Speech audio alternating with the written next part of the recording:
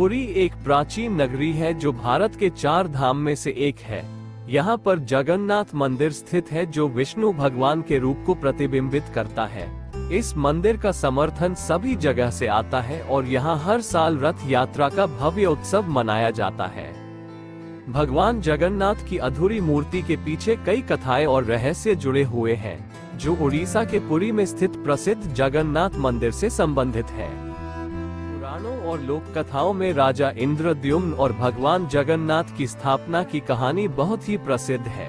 ये कहानी भगवान जगन्नाथ के प्रति भक्ति और उनकी उपासना की शुरुआत को दर्शाती है। मालवा के राजा इंद्रद्युम्न भगवान विष्णु के परम भक्त थे। एक रात उन्हें सपना आया जिसमें उन्होंने एक अद्भुत देवता का दर्शन किया। इस देवता का रूप अत्यंत मनोहारी और मोहक था और राजा ने इस दिव्य दर्शन को अपने जीवन का महत्वपूर्ण उद्देश्य मान लिया। उन्होंने निश्चय किया कि वे इस देवता की प्रतिमा की स्थापना करेंगे और उनकी पूजा करेंगे। राजा इंद्रद्युम्न ने अपने ब्राह्मण पुरोहित विद्यापति को इस देवता को खोजने का कार्य सौंपा। विद्यापति ने कई स्थानों पर जाकर खोज की, परंतु उन्हें कोई विशेष सफलता नहीं मिली। अंततः उन्हें उड़ीसा के एक दूरस्थ गांव में कुछ संकेत मिले। विद्यापति ने उड़ीसा के एक आदिवासी समुदाय में रह रहे विश्ववसु नामक व्यक्ति के बारे में सुना, जो नीलमाधव नामक देवता की पूजा करता था। विश्ववसु अपने समुदाय के प्रमुख पुजारी थे और नीलमाधव की पूजा बहुत ही गुप्त रूप से करते थे। विद्यापति ने विश्ववसु से मिलने और नीलमाधव के दर्शन करने का निश्चय किया। जब वह विश्ववसु से मिले तो उन्होंने अपना उद्देश्य बताया। विश्ववसु ने प्रारंभ में नीलमाधव के बारे में कुछ भी बताने से इनकार कर दिया, परंतु विद्यापति ने वहां कुछ समय बिताया और विश्ववसु की बेटी लालिता के साथ विवाह कर लिया। इसके बाद लालिता ने विद्यापति की सहायता की और उन्हें नीलमाधव के दर्शन का अवसर मिला। एक दिन जब विश्ववसु नीलमाधव की पूजा करने गए तो विद्यापति को भी साथ ले गए। हालांकि उन्होंने विद्यापति की आंखों पर पट्टी बांध दी ताकि वे रास्ता न देख सके, लेकिन विद्यापति ने चुपके से रास्ते में सरसों के बीज गिरा दिए ताकि वे वापस लौटते समय रास्ता पहचान सके। जब वे वहां पहुंचे तो उन्होंने नीलमाधव के दिव्य रूप के दर्शन किए और गहन भक्ति में मग्न हो गए। जब विद्यापति वापस लौटे तो उन्होंने राजा इंद्रद्युम्न को सब कुछ बताया।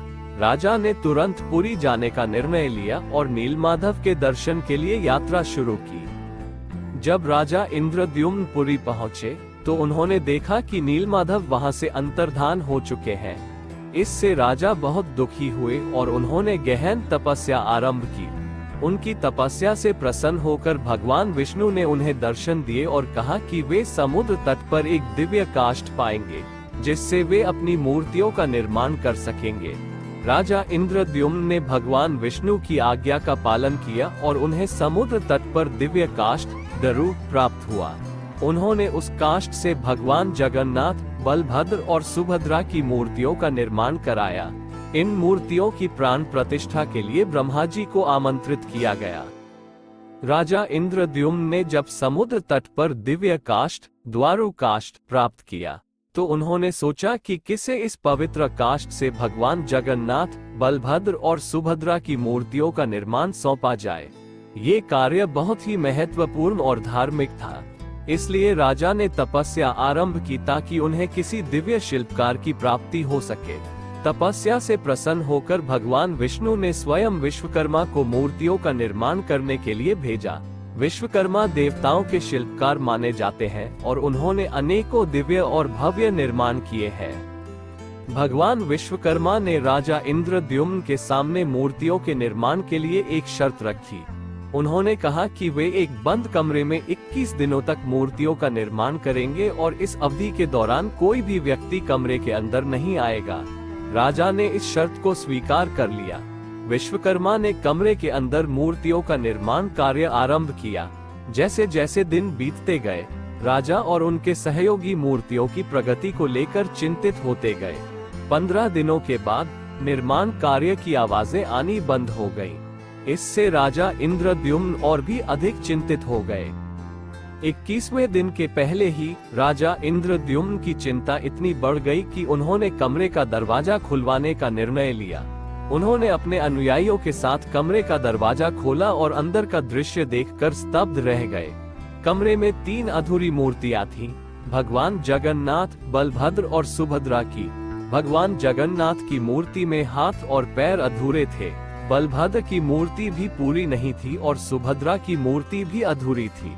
राजा ने सोचा कि उन्होंने भगवान विश्वकर्मा की शर्त का उल्लंघन किया और इसीलिए मूर्तियां अधूरी रह गई। लेकिन तभी एक दिव्य आवाज आई, जिसने राजा को बताया कि यही मूर्तियां भगवान का सच्चा स्वरूप है और इन्हीं की पूजा की जानी चाहिए। मूर्तियों की प्राण प्रतिष्ठा के लिए एक विशेष यात्रा और अनुष्ठान की आवश्यकता थी। इस यात्रा को चंदन यात्रा के नाम से जाना जाता है। चंदन यात्रा के दौरान भगवान जगन्नाथ, बलभद्र और सुभद्रा की मूर्तियों को पवित्र जल और चंदन के लेप से स्नान कराया जाता है। चंदन यात्रा का महत्व इसलिए भी है क्योंकि इसे मूर्तियों के शुद्धिकरण और शीतलता प्रदान करने के उद्देश्य से किया जाता है। इस यात्रा के दौरान भगवान को चंदन के लेप से शीतलता प्रदान की जाती है और उन्हें विशेष वस्त्र और आभूषणों से सजाया जाता है। चंदन यात्रा के उपरांत ब्रह्मा जी ने स्वयं आकार मूर्तियों की प्राण प्रतिष्ठा की। इसके बाद राजा इंद्रद्युम्न ने भगवान जगन्नाथ, बलभद्र और सुभद्रा की मूर्तियों को भव्य मंदिर में स्थापित किया और उनकी पूजा आरंभ की। यह वही मंदिर है जो आज पुरी में स्थित है और जहां हर वर्ष लाखों भक्त भगवान के दर्शन करने आते हैं। विश्वकर्मा और चंदन यात्रा की कहानी हमें ये सिखाती है कि भगवान की दिव्यता को मानवीय सीमाओं में बांधना असंभव है। अधूरी मूर्तियां भगवान के अनंत और अपरिमित स्वरूप का प्रतीक है। इस कहानी के माध्यम से भक्तों को ये संदेश मिलता है कि भगवान की पूजा और भक्ति में उनकी रूप रचना से अधिक उनके प्रति सच्ची श्रद्धा और समर्पण महत्वपूर्ण है। इस प्रकार जगन्नाथ भगवान की स्थापना और पुरी की कहानी हमें भारत की धार्मिक और सांस्कृतिक विरासत का मूलभूत अंश समझाती है। हर साल रथ यात्रा का उत्सव मनाया जाता है, जिसमें जगन्नाथ, बलभद्र और सुभद्रा की प्रतिमाओं को भव्य रथों में बिठाकर नगर भ्रमण कराया जाता है। ये यात्रा पुरी के लोगों के लिए अत्यंत महत्वपूर्ण होती है और इसमें लाखों भक्त शामिल होते हैं।